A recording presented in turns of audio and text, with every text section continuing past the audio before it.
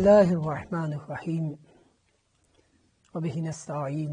وہو خیر معین۔ موضوع گفتگو ازدواج یا شادی۔ ازدواج کے راستے میں حائل رکاوٹوں پر ہم گفتگو کر رہے تھے کہ ان رکاوٹوں میں ہم نے عرض کیا کہ ایک رکاوٹ تفاخر ہے، ایک رکاوٹ تکاثر ہے، ایک رکاوٹ اس میں بیجا توقعات کا طرفین کی طرف سے ہونا ہے، اور ایک دوسرے کے ساتھ بیجا توقعات کی نسبت ڈیمانڈ لسٹیں پیش کرنا جہیز کے لیے یا رسم و رواج اور مختلف تقریبات کے انعقاد کے لیے۔ اسی ضمن میں ایک رکاوٹ جو اکثر معاشرے میں دیکھنے میں آتی ہے وہ طرفین میں ایمان کی کمی ہے، وہ توکل خدا پر توکل نہ کرنا اور رشتے کے انتخاب اور رشتوں کے جوڑنے میں ایسی پابندیاں لگا دینا کہ اصلاً یوں لگتا ہے کہ شاید وہ رشتہ آگے کامل ہو ہی نہیں پائے گا، اختتام تک نہیں پہنچے گا۔ یعنی اس رشتے میں ایک رکاوٹ یوں کہوں کہ پابندیاں اس طرح لگائی جاتی ہیں کہ کل کو طلاق پر منتج نہ ہو، جبکہ ہم دیکھتے ہیں کہ جس میں جتنی زیادہ پابندیاں لگائی جاتی ہیں معاشرے میں دیکھنے میں آتا ہے کہ وہ جلد بندھن ٹوٹ جاتے ہیں، کیونکہ ان کے معیارات مادی تھے، ان کے معیارات دنیاوی تھے، ان کی سوچ اور فکر کے دھارے وہ معاشرے سے لیے ہوئے تھے۔ ایک دفعہ قرآن معیارات بتاتا ہے انسان کی شخصیت کے، اور ایک دفعہ شخصیت کے معیارات وہ ہیں کہ جو معاشرے نے ہمیں دیے ہیں۔ مثلا معاشرہ کہے گا کہ تعلیم، ظاہری تعلیم اور ڈگری میں لڑکی یا لڑکا کف ہو ان کا، ایک ڈاکٹر ہے تو دوسرا بھی ڈاکٹر ہو، ایک انجینئر ہے تو دوسرا بھی انجینئر ہو، ایک وکیل ہے تو دوسرے کو بھی وکیل دو، جبکہ یہ رکاوٹ ہے شادی میں ایسے رشتوں کے پیچھے جانا اور ایسا کف انتخاب کرنا۔ کف در حقیقت اپنے تقوی میں، اپنی عادات و خصائل میں، اپنی رفتار اور اطوار میں اس کو کف ہم دیکھیں گے، یہ دیکھیں گے یہ اللہ کی بندی ہے تو دوسرا بھی اللہ کا بندہ ہو، یہ موتی یہ خدا و رسول ہے تو وہ بھی موتی یہ خدا و رسول ہو، یہ اخلاقی اقدار کا پابند ہے تو خاتون بھی اخلاقی اقدار کی پابند ہو۔ اگر یہ فہم و بصیرت اور شعور میں اس کی فکر کے دھارے قرآن و سیرت ہے تو لڑکی کے بھی اسی طرح ہوں۔ یعنی طرفین کے کفر کے معیارات وہ نہیں کہ جو دنیا ہمیں دے رہی ہے کہ یہ مالدار خاندان ہے تو یہ بھی مالدار ہو، یہ خاندان اگر معاشرے میں کسی مقام و منصب پر ہے تو لڑکی بھی مقام و منصب پر ہو، تو یہ معیارات خود شادی میں رکاوٹ ہے۔ رشتے کے انتخاب میں ایک اور رکاوٹ جو ہمیں نظر آتی ہے وہ ہے کہ طرفین میں یہ نہیں دیکھا جاتا کہ مرد و زن ان دونوں کا خاندان بھی اور ان کے دوست احباب بھی اطراف میں ان کو کہ جو اس کا ماحول ہے وہ کس ماحول میں پلے بڑے ہیں۔ رسول پاک صلی اللہ علیہ وسلم نے فرمایا صحابہ کرام سے کہ دیکھو اس سبزی سے بچو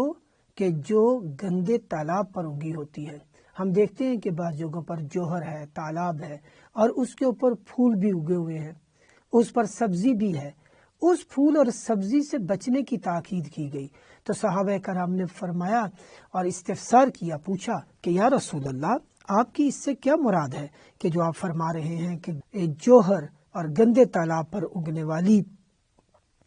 سبزی سے بچا جائے؟ تو آپ نے فرمایا کہ وہ بیٹیاں کہ جن کا ماحول فاسد تھا، ظاہری حسن ہے لیکن گندے ماحول میں پلی اور بڑی ہیں، تو جس ماحول میں پلی اور بڑی ہوں گی ان کی فکر اور سوچ بھی ویسی ہوگی، ان کی عادات و اطوار بھی ویسی ہوں گی۔ تو جیسے لڑکی کے انتخاب میں ضروری ہے کہ اس کے ماحول کو خاص طور پر نظر میں رکھا جائے،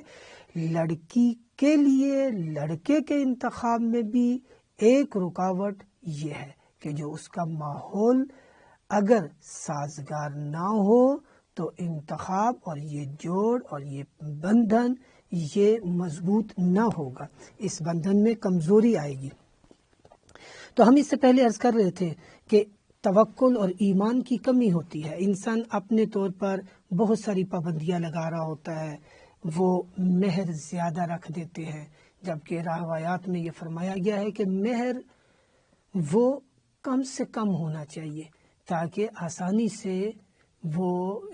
تشکیل پا سکے خاندان۔ اور ہم اپنی گفتگو میں پہلے یہ عرض کر چکے ہیں کہ ضروری نہیں وہ مادی اعتبار ہی سے مہر معین کیا جائے کہ اس لڑکی کے نام گھر کر دیا جائے یا پیسہ زیادہ اس کے نام مہر میں رکھا جائے یا اور دیگر ڈیمانڈ کہ اس طلاق کا حق اس کو دے دیا جائے۔ یہ وہ لوگ کہتے ہیں کہ جو شریعت کو نہ سمجھتے ہو، جبکہ شریعت نے اگر لڑکی کے لیے مشکل بن رہی ہو تو وہ بھی اپنا مجتہد جامع شرائط کے پاس جا کر اپنی مشکل بیان کر سکتی ہے، وہ خلع لے سکتی ہے، طلاق کا حق گویا اس انداز سے اس کو بھی حاصل ہے۔ لیکن بہرحال ایسی پابندیاں شروع ہی میں لگا دینا کہ مہر زیادہ ہو، لڑکی کے نام پر کوئی جائیداد کر دی جائے اور اس طرح کی رکاوٹیں ہیں۔ اور ہم نے عرض کیا تھا کہ مادی کی بجائے اگر معنوی مہر ہو تو وہ زیادہ مؤثر ہوتا ہے کہ آپ کسی مہر میں زیارات کو معین کر سکتے ہیں، تعلیم کو معین کر سکتے ہیں کہ وہ قرآن کی تعلیم دے دے یا دیگر شریعت کے احکام اس کو سمجھائے اور سکھائے، یا دیگر معنوی چیزوں کو بھی ہم انتخاب کر کے اس رکاوٹ کو کم سے کم کر سکتے ہیں شادی والے معاملے میں۔